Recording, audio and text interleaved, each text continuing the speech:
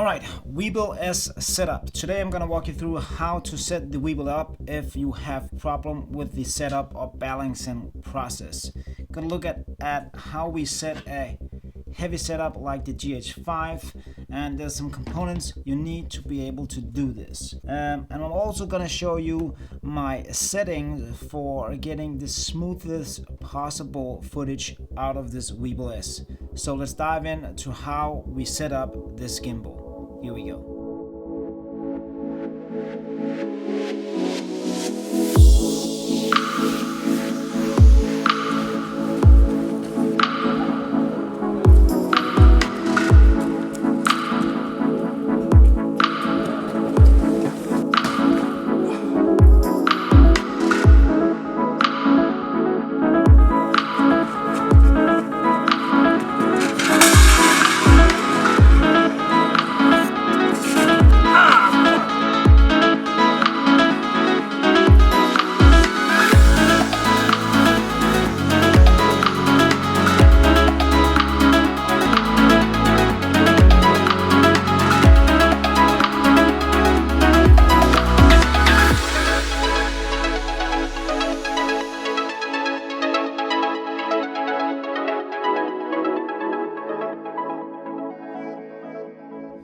Alright, so the setup we're gonna balance today is a heavy one. It's a GH5 with the 10 to 25mm lens on.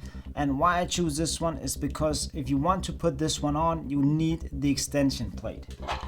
To be able to balance this system, we need the base plate and we need the extra plate for extra height. So we will get the camera up in height so there is space for the lens. And then you need the extra 2 screws that comes with this gimbal. Alright, so let's get this one set up and balanced properly. First off, we have the extension plate and we got these screws right here. That's the first thing. First we put the screw in here, and I always use a screwdriver. That is much easier when I got it in there. We screw this one in place, pretty simple. Then it's really important that you put the extension plate on the camera before you put this one on the base plate, because else you can't tighten this one on the camera. So what I like to do is put this flush to the back of the camera. So we take the GH5, put it down here on the top, put this one on and tighten it. Then that one is on the camera. Then we need the base plate on, and it's kind of the same procedure. First we put the screw right in here. There we go. Take the base plate and mount it on the extension plate.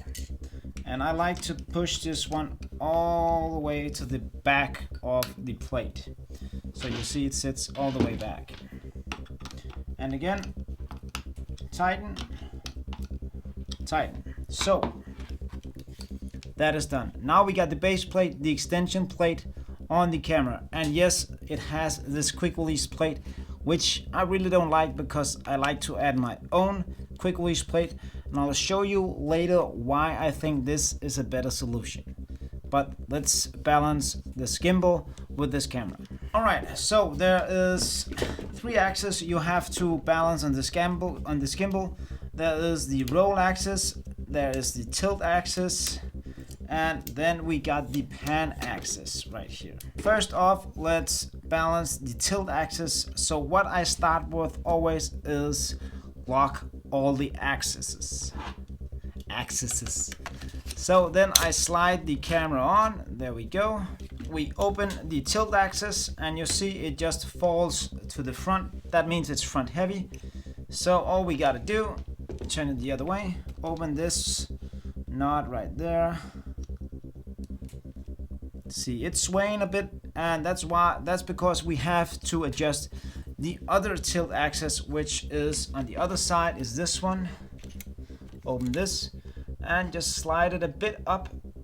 What you want to have here is perfect balance when it's pointing up, so that when you put it in any direction, it won't fall back.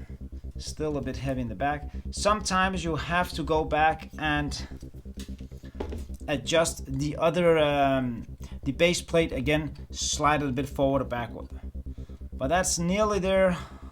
It's hard to get it 100% every time. So now it kind of stays where I want it to.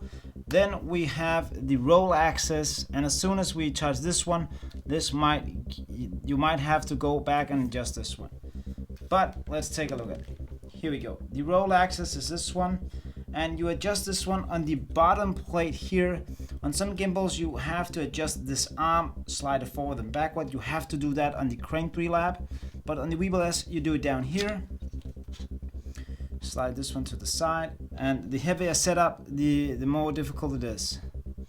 So now it's a bit front heavy, you see. That is good. So now we got the tilt axis, we got the roll axis, and then there's the difficult one, the pan axis.